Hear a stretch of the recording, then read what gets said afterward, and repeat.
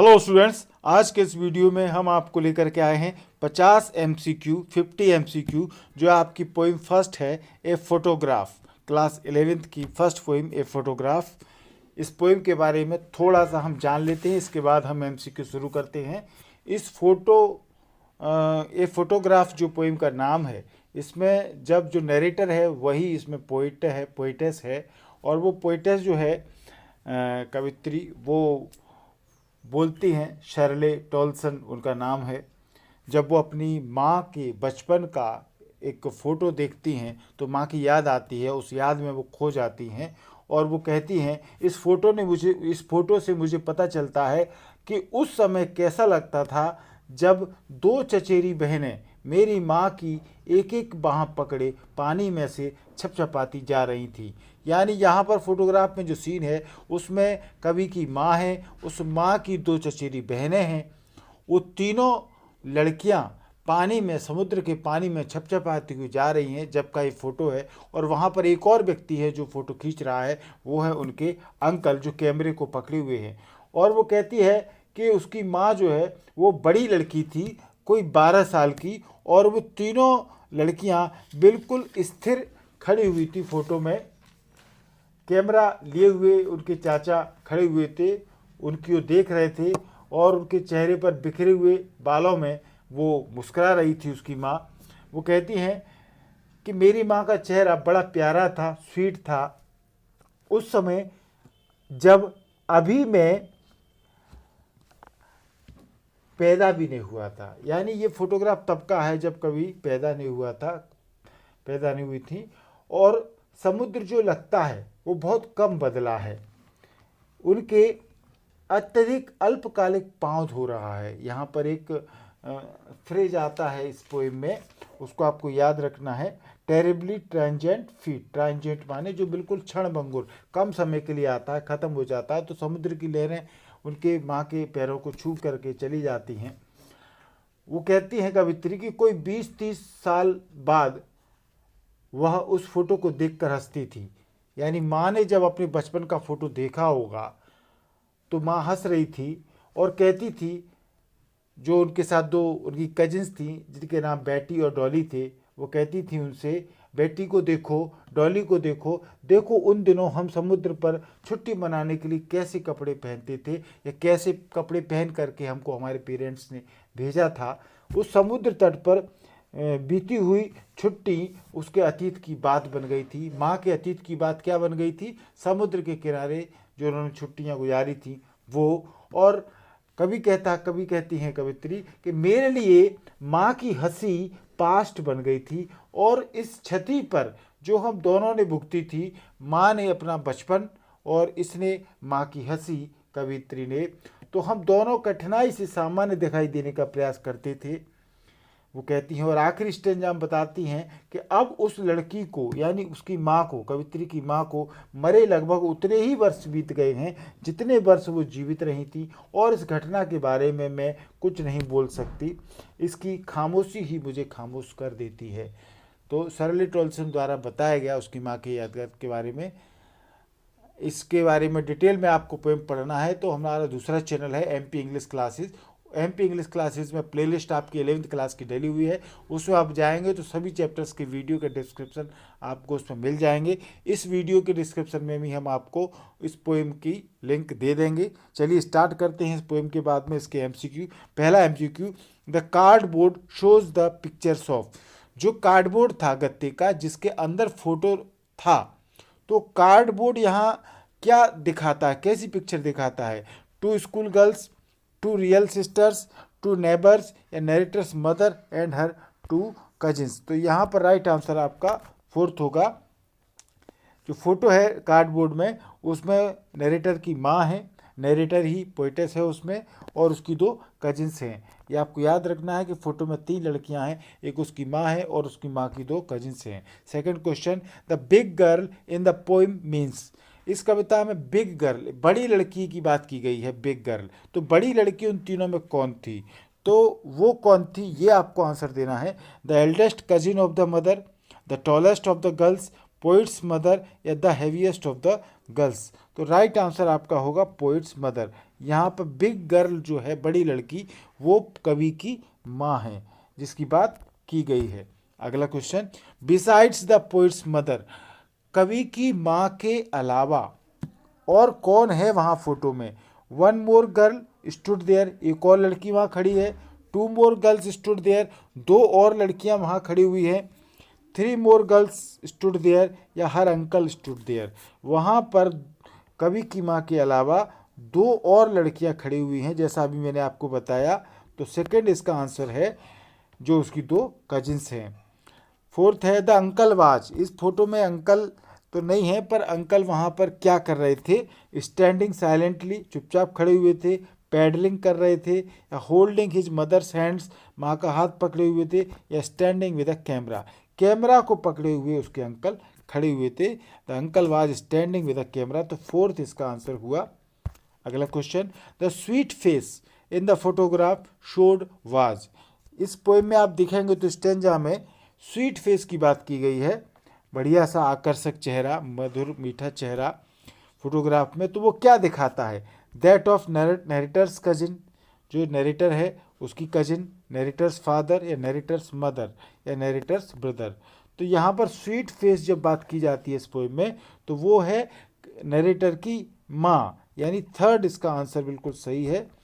तो कवित्री की जो माँ है वही, उन्हीं के बारे में स्वीट फेस कवित्री बोलती हैं। अगला question, the photograph was taken when, photograph लिया गया था कब, ये आपको बताना है।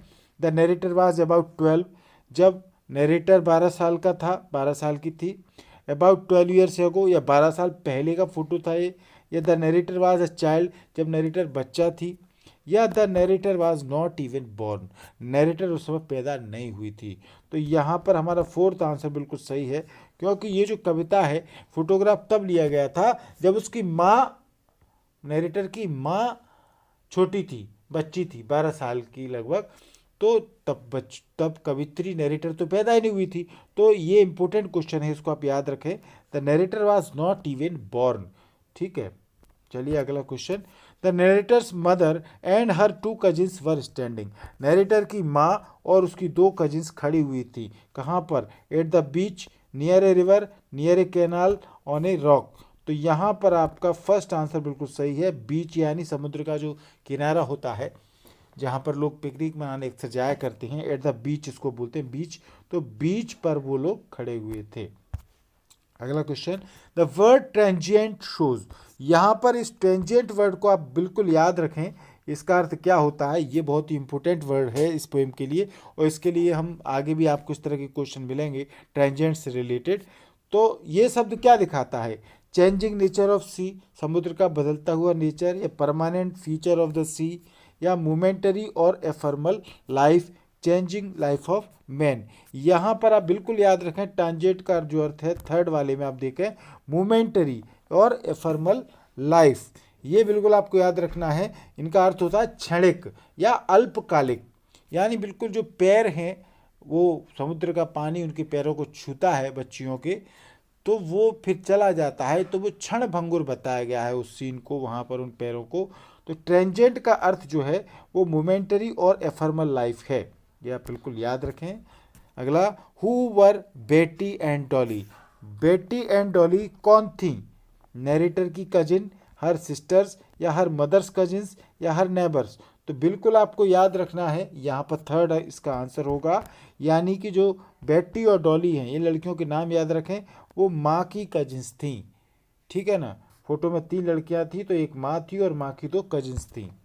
अगला question, the poet is not in the photograph because, poet जो है वो फोटोग्राफ में नहीं है, क्यों नहीं है? शी वॉज नॉट देयर, वो वहाँ नहीं था। शी वॉज एट होम, वो घर पे था। She was not interested in photography, या वो फोटोग्राफी में इंटरेस्टेड नहीं थी। तो she was not even born at that time. Fourth answer बिल्कुल का सही है, जो कवित्री हैं वो उस समय पैदा नहीं हुई थी जब फोटो खिंचा था। तो यहाँ पर याद रखें आप। अगला question, how old was the big girl in the photograph, photograph में जो बड़ी लड़की है यानी कि नरेटर की माँ, कवित्री की माँ, वो कितने साल की थी? लगभग 8 साल की, लगभग 16 साल की, या लगभग 12 साल की, या लगभग 5 साल की? 8, 16, 12, 5। यहाँ राइट आंसर है आपका नियर 12, यानी 12 साल के लगभग की वो आप देख सकते हैं पोएम में बताया गया है। अगला question, who was standing with a camera at the beach. Beach पर कैमरा के पास कौन खड़ा हुआ था, कवि या पोइट्स कजिन या पोइट्स मदर या अंकल। तो बिल्कुल आप सही आपने देखा, कैमरे की जब भी बात आएगी तो कैमरे के पास कौन खड़ा हुआ था, अंकल खड़े हुए थे। अगला question, transient means in the poem. फिर से आ गया, देखिए आप, ट्रेंजेंट का अर्थ है इस कविता में मोमेंटरी, एफर्मल, मोर्टल या ऑल ऑफ दीज। तो हमारा फोर्थ वाला आंसर बिल्कुल सही है। इसके जो ट्रांजेंट के अर्थ हैं वो मोमेंटरी, एफर्मल सभी हैं, मोर्टल यानी जो चीज़ नासवान है, जो चीज़ क्षणिक है, अल्पकालिक है, वो सब ट्रांजेंट होता है। अगला question, why had the poet's mother gone at the sea. कवि की माँ समुद्र पर क्यों गई थी, फॉर अ बर्थडे, बर्थडे मनाने के लिए, क्रिसमस सेलिब्रेशन के लिए, या for a holiday and paddling, अब फॉर अ सेल्फी, सेल्फी खींचने के लिए। तो राइट आंसर है हमारा थर्ड, वो छुट्टियां बिताने के लिए गए थे और पैडलिंग करने के लिए गए थे। पैडलिंग यानी या तो बोट में बैठ करके चलना रहता है, या फिर इसका अर्थ रहता है पैरों को छपछपाते हुए समुद्र किनारे पानी में चलना, ये इसका अर्थ होता है। तो हॉलीडे और पैडलिंग के लिए कवि की माँ या वो सब लोग गए हुए थे। अगला question, how did the poet's mother look at the sea. कवि की माँ ने समुद्र की तरफ कैसे देखा, कैसी दिख रही थी कवि की माँ समुद्र पर देखने में, sweet and young, sad, excited, boring and monotonous. तो राइट आंसर है आपका स्वीट एंड यंग। जब उसकी माँ के बारे में जो बात की गई है, जो बर्ड इस पोएम में आए हैं, वो फर्स्ट इसका ऑब्जेक्टिव आपका बिल्कुल सही है, स्वीट एंड यंग। अगला question, why are the feet of all the girls called terribly transient. जो भी बच्चियां थी उन सभी के पैरों को टेरिबली टेंजेंट बोला गया है, वर्ड आया है इसमें। तो वो क्यों, क्योंकि they have immortal existence, they have momentary existence, they are dusty, या नन ऑफ दीज। क्या आपका आंसर होगा सही, बताइए। They have momentary existence. यहाँ पर जब भी ट्रेंजेंट आ जाएगा आपको याद रखना है कि मोमेंटरी और एफर्मल, ये वर्ड को याद रखें। अस्थाई, क्षणिक, क्षणभंगुर, अल्पकालिक समय इसका अर्थ होता है, इसके लिए लिया गया है। अगला question, a word in the poem that means momentary. एक शब्द जो कि मोमेंटरी के लिए हम कह सकते हैं जो कविता में आया है, अभी आपको बताया मैंने, टेरिबली नहीं है, पैडलिंग नहीं है, कार्डबोर्ड नहीं है, राइट आंसर है टेंजेंट। तो मोमेंटरी का अर्थ हो गया। अगला question, what were the names of the cousins of the poet's mother. Poet जो कवित्री की माँ हैं, उनकी जो कजिन्स हैं उनके नाम क्या हैं, ये आपको याद रखना है। क्वेश्चन आ सकता है कंफ्यूज होने के लिए, जॉली इस तरह का नाम दे सकता है, बैटी जॉली, जॉली डॉली, डॉली बेटी, स्वीटी एंड डॉली। तो यहाँ पर राइट आंसर है हमारा थर्ड, डॉली एंड बेटी, ये बिल्कुल सही नाम है कजिन्स के। अगला question, some 20-30 years later she would laugh at the snapshot, she in these lines stand for. यहाँ पर इस कविता में ये बात आई है कि कुछ 20-30 साल बाद वह अपने स्नैपशॉट पर हंसेगी, अपने फोटोग्राफ पर हंसेगी। तो फोटोग्राफ को देख के कौन हंसेगा, यानी कवित्री की माँ हंसेगी, क्योंकि फोटो को कौन देख रहा था, माँ, ठीक है ना। तो माँ जब बड़ी अपने बचपन के फोटो को देखेगी तो स्नैपशॉट को देख करके वो हंसेगी। तो यहाँ पर शी जो आया है, बताइए आप, कवि, poet, poet's mother, poet's cousin या पोइट्स आंट। तो यहाँ पर राइट आंसर है आपका सेकंड, पोइट्स मदर।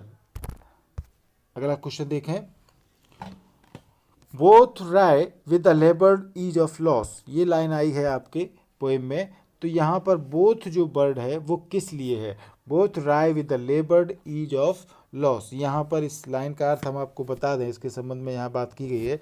तो यहाँ पर जो राय, WRY, राय शब्द है, इसका अर्थ होता है व्यंग्यपूर्ण या कटु परिहास, बिल्कुल कड़वी मुस्कुराहट इसको बोलेंगे, कटु परिहास इसको बोलेंगे, वो होता है इसका मतलब। यानी समुद्र की जो छुट्टियां थी वो माँ का पास्ट था, माँ का अतीत था, और माँ की हंसी, कवित्री कहती है कि माँ का हंसना मेरा अतीत था, ठीक है ना। तो समुद्र की छुट्टियां माँ का अतीत था और माँ की हंसी देखना मेरा अतीत था। परंतु दोनों कटु परिहास करते हैं, दोनों यहाँ पर एक आयरनी का उपयोग किया गया है, एक व्यंग्यात्मक बात की गई है, दोनों के नुकसान की कठिन उदासीनता के साथ में ये बात होती है। तो यहाँ पर इसका आप बोथ यानी दोनों किसकी बात की गई है, the narrator and her mother. यहाँ पर बोथ से मतलब है खुद कवित्री और उसकी माँ। अगला question, the sea holiday was her past, mine is her laughter. तो ये लाइन आती है आगे कि समुद्र की जो छुट्टियां थी वो उसका पास्ट थी, यानी उसका माने किसका, नरेटर की माँ का। ठीक है, माइन इज हर लॉफ्टर। फिर कवित्री कहती है नरेटर कि माँ की हंसी मेरी याद थी। ठीक है, मेरा पास्ट था। तो यहाँ पर हर पास्ट से मतलब किसका पूछा गया है इस लाइन में, यहाँ पर हर पास्ट माने माँ का पास्ट। तो her memories, her youth, the sea holiday that she enjoyed with cousins. तो यहाँ पर हमारा थर्ड आंसर बिल्कुल सही है, द सी हॉलीडे, यानी उनका जो माँ का पास्ट था वो क्या था, समुद्र की छुट्टियाँ, that she enjoyed with her cousins, जो उन्होंने अपने कजिन्स के साथ बिताई थी। तो थर्ड इसका आंसर सही है। अगला क्वेश्चन, ये लाइन देखें आप, and of this circumstance there is nothing to say at all. इस परिस्थिति में, सर्कमस्टांस माने होती है सिचुएशन, परिस्थिति, घटना, कुछ भी नहीं कहा जा सकता इस सब के बारे में। तो what is this circumstance here, यहाँ पर दिस सर्कमस्टांस का अर्थ क्या है। The circumstance offer C holiday, ऐसी सिचुएशन जो इसमें समुद्र की छुट्टियों की बात की गई है। The way the mother died, या वो तरीका जिस तरीके से माँ मर गई। या फिर the circumstances of the poet, कवि की परिस्थितियाँ। या the way the narrator lived, जिस तरीके से कवि रहता था। यहाँ पर राइट आंसर आपका सेकंड है, the way the mother died, जिस तरीके से माँ मर गई। तो वो नहीं जानता कि किस सिचुएशन में क्या, किन परिस्थितियों में, सर्कमस्टांसेज में माँ के साथ हुआ, उसको नहीं पता है। तो दिस सर्कमस्टांस का अर्थ मतलब यही है, the way the mother died. Second आपका एमसीक्यू बिल्कुल सही है। अगला question, what is the opposite of the silence of silence. Silence word का अपोजिट आपको बताना है। काम माने शांत होता है, सेरीन शांत, ये भी, और नॉइज क्वाइट। यहाँ पर राइट आंसर आपका थर्ड है, नॉइज। साइलेंस का अपोजिट जो होता है नॉइज होता है। अगला क्वेश्चन, ये लाइन देखें आप ध्यान से, now she has been dead nearly as many years as that girl lived. वो उतनी ही साल पहले मर गई थी करीब जितने साल वो जिंदा रही थी।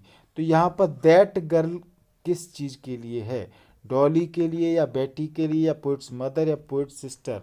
तो यहाँ पर जो बात की गई है वो कवि की माँ के बारे में बात की गई है। देखिए, आपको ध्यान रखना है, क्वेश्चन किसी भी लाइन से आ सकता है, आपको बिल्कुल इसमें देख करके चलना है कि नैरेटर कहाँ पर है और नैरेटर की माँ की बात कहाँ पर की गई है। ये बार बार अलग अलग लाइनों में अलग अलग तरीके से आता है। अगला question, the poet's mother has been dead, कवि की माँ की मृत्यु हो गई थी। तो इस पिछली क्वेश्चन की जो लाइन है वहाँ से आपको पता चलेगा इसका, जल्दी, या nearly as many years as she lived, वो उतनी साल जितनी साल वो जिंदा रही, लॉन्ग एगो, या ओनली रिसेंटली। तो सेकंड आंसर आपका बिल्कुल सही है, the poet's mother has been dead nearly as many years as she lived. अगला क्वेश्चन, ये लाइन आपको ध्यान से रखना है, देखना है, and of this circumstance there is nothing to say at all, its silence silences. तो ये अभी आपको हमने बताया था कि जिस परिस्थिति की बात कर रहा है कि जिन सर्कमस्टांसेज में, सिचुएशंस में माँ की मृत्यु हुई थी उसको नहीं पता, बस इतना पता है उसको तो कि इट्स साइलेंस साइलेंसेज, यानी कि एक पल की चुप्पी इस घटना के बारे में जब वो कहता है कि मैं कुछ नहीं बोल सकता इसके बारे में, कि माँ के न होने की खामोशी ही मुझे खामोश कर देती है।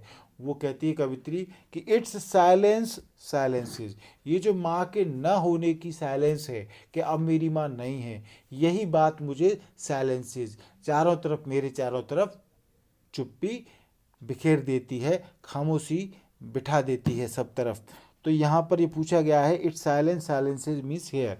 तो आपका फोर्थ आंसर बिल्कुल सही है, silence caused by the mother's death gives birth to a pall of science, यानी कि एक पल की चुप्पी, ए पाल ऑफ साइंस माने एक पल की चुप्पी, जो मौत, माँ की मौत हुई थी, वही सब कारण है। अगला, the name of the poet of this poem. तो ये तो आपको याद रखना ही है कि ये फोटोग्राफ जो पोइम है उसके पोइट कौन है। वॉल्ट विटमैन नहीं है, मार्कस लेटन नहीं है, एलिजाबेथ जेनिंग्स नहीं है, शेरले टॉल्सन। फोर्थ आंसर आपका सही है। हर पोइम का नाम, टाइटल क्या है वो याद रखना है आपको, और उसके पोइट या पोइटेस कौन है ये आपको याद रखना है। अगला question, what is the poem a photograph about. ये जो पोइम है ए फोटोग्राफ वो किस के बारे में है। पोइट्स चाइल्डहुड, कवि के बचपन के बारे में, पिताजी के बारे में या कजिन्स के बारे में, या tribute to the poet's mother. तो फोर्थ आंसर बिल्कुल सही है, कवि की जो माँ है उसके लिए ट्रिब्यूट की बात यहाँ की गई है। अगला question, how many people were there in the photograph. Photograph में कितने लोग थे, 2 लड़कियाँ, 3 लड़कियाँ, 1 लड़का 1 लड़की, या केवल कवि की माँ। तो राइट आंसर है आपका 3 गर्ल्स, सेकंड वाला 3 लड़कियां थीं, एक तो उसकी माँ थी कवित्री की और उसकी 2 कजिन्स थी, डॉली और बेटी। अगला question, what is the favourite memory of poets mother. कवि की जो माँ है उनकी सबसे प्यारी याद क्या है। क्रिसमस हॉलीडेज, बर्थडे सेलिब्रेशन, बीच हॉलीडेज या स्कूल हॉलीडेज। तो यहाँ पर पोइम में जो बात की गई है यानी बीच हॉलीडे, समुद्र के किनारे जो बीच होते हैं वहाँ पर जो छुट्टियाँ बिताई गई हैं वही कवि की माँ की सबसे अच्छी फेवरेट मेमोरी है। तो थर्ड आंसर इसका बिल्कुल सही है। अगला question, a photograph taken without formal posing of the subject.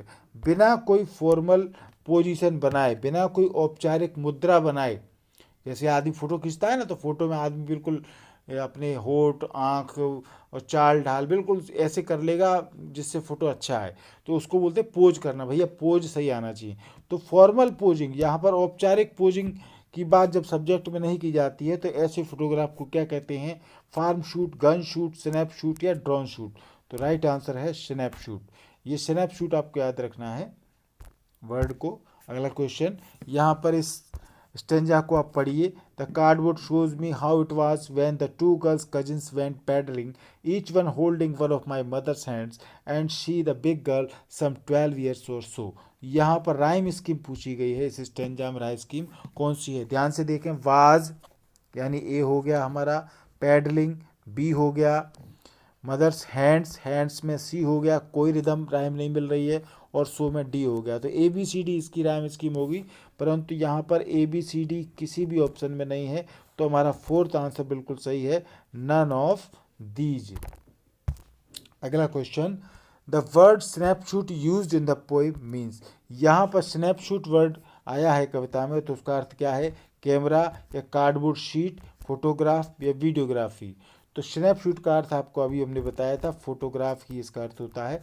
Photograph जो कि बिना किसी फॉर्मल पोजिंग के लिया जाए तो वो स्नैपशूट होता है। अगला question, the word which means slightly mocking और बिटर स्माइल। एक ऐसा शब्द जिसके लिए आपको ढूंढना है जिसमें कि स्लाइटली मोकिंग और बिटर स्माइल यानी कटु मुस्कान की बात की गई हो, कटु परिहास किया गया हो, तो वहाँ पर कौन सा शब्द इसके लिए आया है। तो ये हमने आपको बताया था राय, WRY, राय शब्द का आप याद रखें, यही इसका आंसर है। अगला question, what does the poet feel in the last stanza of the poem a photograph. Last stanza जो है फोटोग्राफ पोएम की, उसमें कवि क्या फील करता है, पेन, दर्द महसूस करता है, या नोस्टाल्जिक। नोस्टाल्जिक यानी होता है याद में आतुर हो जाना, किसी बात की या किसी व्यक्ति की याद में आतुर हो जाना, व्याकुल हो जाना। तो यहाँ पर कवि जो है, कवित्री, वो अपनी माँ की याद में व्याकुल है। तो हम यहाँ पर पेन और नोस्टैल्जिक यानी बोथ फर्स्ट एंड थर्ड, तो थर्ड आंसर बिल्कुल का सही है। यानी उसकी जो सिचुएशन है लास्ट स्टेंजा में वो नोस्टैल्जिक सिचुएशन है, पेन है, फील होता है, उसको याद आती है। Where is the photograph found. Photograph कहाँ पाया गया है, एल्बम में, वीडियो में, ऑन ए कार्डबोर्ड या इन एन एटिक, अटारी में। तो राइट आंसर है ऑन अ कार्डबोर्ड। फोटोग्राफ जो है वो कार्डबोर्ड पर है। अगला question, what is the cardboard in the poem. Poem में कार्डबोर्ड क्या है, ए वीडियो, डॉक्यूमेंट्री या फोटोग्राफ या फिल्म। तो ये ऑप्शन आपको ध्यान रखना है, ये फोटोग्राफ इसका सही आंसर है। अगला, whose sweet face is talked in the poem. कविता में किसके मधुर चेहरे की बात की गई है, आकर्षक मीठे चेहरे की बात की गई है, कवि के या कवि की कजिन के या पोइट सिस्टर या पोइट्स मदर। तो यहाँ पर राइट आंसर है पोइट्स मदर, इन्हीं के स्वीट फेस की बात की गई है। अगला question, what is it that reminds the poet of her mother's face. ऐसी क्या चीज़ है जो कवि कवित्री को माँ के चेहरे को याद दिलाती है, वीडियो, डॉक्यूमेंट्री, फोटोग्राफ या फिल्म। तो फोटोग्राफ जो है वो फोटोग्राफ को देख करके माँ के चेहरे की याद उसको आती है। अगला question, what does the sea in the poem represent? कविता में सी जो है समुद्र, वो क्या रिप्रेजेंट करता है? द चेंजनेस ऑफ नेचर, प्रकृति का परिवर्तन, या चेंजलेसनेस ऑफ नेचर, अपरिवर्तनशीलता प्रकृति की, अमाउंट ऑफ वाटर या क्वांटिटी ऑफ। तो यहाँ पर राइट आंसर सेकंड वाला है हमारा, द चेंजलेसनेस ऑफ नेचर, प्रकृति की अपरिवर्तनशीलता ही यहाँ पर समुद्र को रिप्रेजेंट करती है। समुद्र फोटो में ज़्यादा कुछ नहीं बदला है, बदलाव जो हुआ है वो लोगों की, जो उसकी माँ है उस बचपन से जवान हो चुकी थी, उसके बाद उनकी मृत्यु भी हो गई है। तो यहाँ पर 3 स्टेज लाइफ की बताई गई है, वो भी आपको याद रखना है, परंतु समुद्र में कोई खास परिवर्तन नहीं होता है। अगला question, what kind of loss did mother feel while looking at her photograph? जब कवित्री की जो माँ है वो किस तरह का हानि लॉस महसूस करती हैं जब वो फोटोग्राफ को देखती थी? तो इस फोटोग्राफ जब माँ ने देखा तो क्या दर्द, क्या लॉस, किस प्रकार का लॉस उनको फील हुआ? The loss of her adultness, the loss of her cousin, the loss of her childhood, none of the above.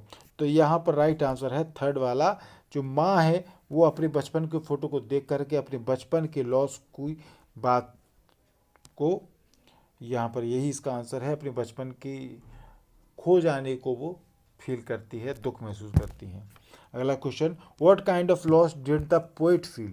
अभी हमने देखा कि माँ कौन सा दर्द फील करती है, इस क्वेश्चन में है कि काइंड ऑफ लॉस कौन? पोएट। कब पोएट जो है वो किस प्रकार का, हर चाइल्डहुड, कवित्री जो है अपने बचपन को खोने के ऊपर वो दुखी है, poet misses her mother's laughter, poet misses snapshot, या नन ऑफ द अबव। तो यहाँ पर सेकंड वाला ऑप्शन सही है, कवित्री जो है वो मिस करती है अपनी माँ की हंसी को, सेकंड वाला इसका आंसर आपको सही करना है। अगला question, in which mood is the poet in the poem? कविता में कवि किस मूड में है? एक्टिव मूड में, एक्साइटेड मूड में, या इन ए रेमिनिसेंट मूड, या नन ऑफ द अबव। तो राइट आंसर आपको बताना है, तो थर्ड बिल्कुल इसका राइट आंसर है, इन ए रेमिनिसेंट मूड, यानी इसका अर्थ होता है याद ताज़ा करने वाली चीज़, जो याद उसको आ रही है वो ताज़ा करने वाली। फोटोग्राफ ने उसकी माँ की यादों को ताज़ा कर दिया, तो रेमिनिसेंट मूड में है इसमें कभी। अगला क्वेश्चन, पैडलिंग मीन्स, यहाँ पर पैडलिंग करने के लिए वो लोग गए थे, तो पैडलिंग का अर्थ क्या होता है? Running in water, wedding in water, swimming in water, या ड्रिंकिंग वाटर। तो राइट आंसर आपका है वेडिंग इन वाटर, ये आपको याद रखना है। इसका मतलब होता है पानी में छपछपा के चलना, यानी पैर, बच्चे चलते हैं ना पैरों को उछालते हुए छपछपाते हुए पानी में, तो वो पैडलिंग होता है यहाँ पर, वेडिंग इन वाटर, सेकंड इसका याद रखें आप। अगला question, that lived for a short time that passes away soon, जो बहुत कम समय के लिए क्षणभंगुर, क्षणिक रूप से कोई चीज़ होती है जो जल्दी ही चली जाती है, तो इसके लिए कौन सा वर्ड है? आपको याद आ गया होगा अब तक, ट्रांजिएंट। ये वर्ड आपको याद रखना है, बिल्कुल क्षणिक, जो शॉर्ट टाइम के लिए आता है और फिर चला जाता है, तो ट्रांजिएंट वर्ड को याद रखना है। ये क्वेश्चन देखें, which of the following poetic device is used in the line? ये लाइन है, इसमें आपको बताना है कौन सी पोएटिक डिवाइस है। All three stood still to smile through their hair, paradox, alliteration, simile, या मेटाफर। तो यहाँ पर एलिट्रेशन है, यहाँ आप देख सकते हैं एलिट्रेशन में कॉन्सोनेंट साउंड का रिपीटेशन होता है। यहाँ थ्री में देखें आप, थ्री और थ्रू, यहाँ थ का इस लाइन में थ्री, थ्रू। स्टूड में देखें, स्टूड में स, स्टिल में स, स्माइल में स, तो स कॉन्सोनेंट का रिपीटेशन हुआ है, थ का रिपीटेशन हुआ है, तो एलिट्रेशन बिल्कुल इसका आंसर है। अगला question, which of the following poetic device is used in the line? यहाँ बताइए आप कौन सी पोएटिक डिवाइस का यूज किया गया है? तो बिल्कुल क्लियर है, एलिट्रेशन का यूज किया गया है, क्योंकि यहाँ पर दे आर टेरेबली ट्रेंजेंट, तो यहाँ पर ट और ट, ये आपको देख सकते हैं, ट कॉन्सोनेंट का साउंड का रिपीटेशन हुआ है, तो एलिट्रेशन अगेन। अगला question, which of the following poetic device is used in line? इस लाइन में कौन सी पोएटिक डिवाइस है? तो यहाँ भी एलिट्रेशन है, स और स, इट्स साइलेंस, साइलेंसेस, तो स यानी कॉन्सोनेंट साउंड का जब रिपीटेशन होता है तो हमको एलिट्रेशन याद रखना है। सिमिली और मेटाफर में कंपेरिजन की बात की जाती है, एजोनेंस में वोवल्स का रिपीटेशन होता है, स्वर की ध्वनि का। अगला क्वेश्चन, आखिरी क्वेश्चन अब आपको बता रहे हैं, यहाँ पर एक लिटरेरी पोएटिक डिवाइस के बारे में, ऑक्सीमोरॉन के बारे में, ए पैराडॉक्सिकल अटरेंस, यानी इसका मतलब एक विरोधाभासी कथन, जो विरोधाभास करता हो। एक paradoxical utterance having two contrary terms is called oxymoron. Oxymoron एक इस तरह की लिटरेरी टर्म्स होती है जिसमें कि दो विरोधाभासी टर्म्स की बात की जाती है। हम उदाहरण भी बता रहे हैं आपको, जैसे लविंग हेट। यदि कोई बोलता है लविंग हेट, यानी लव का उल्टा होता है हेट, ठीक है, तो वो दोनों एक साथ यूज कर लिए उसने, तो यहाँ पर ऑक्सीमोरन का उपयोग है। आई बर्न एंड फ्रीज, कोई कहता है तो बर्न माने जलना, फ्रीज माने जमना, दोनों एक साथ आ गए। तो जब कंट्रेरी टर्म्स का यूज होता है तो वो ऑक्सीमोरन होता है। तो फोटोग्राफ पोएम में यदि आप देखें तो कवि कहाँ ऑक्सीमोरन का उपयोग करता है। ऑल थ्री स्टूड, ये 3 लाइन अभी जो हमने देखी, their terribly tangent feet it silences, यहाँ एक में भी नहीं है, लास्ट में है the laboured ease of loss. तो लेवर्ड और ईज ये दोनों ही एक दूसरे के अपोजिट हैं, तो यहाँ पर ये ऑक्सीमोरन का उपयोग किया गया है। Thank you. हमारे 2 चैनल हैं, एमपी इंग्लिश क्लासेस और एमसीक्यू। भरमार आपको इंग्लिश के वीडियो मिलेंगे, चैप्टर, ग्रामर, सभी तरह के वीडियो। एमसीक्यू पर जो वीडियो नहीं मिलेगा वो आपको एमपी इंग्लिश क्लासेस चैनल पर मिल जाएगा। दोनों चैनलों को आप सब्सक्राइब करें। वीडियो अच्छा लगा हो तो लाइक और शेयर करें। Thank you.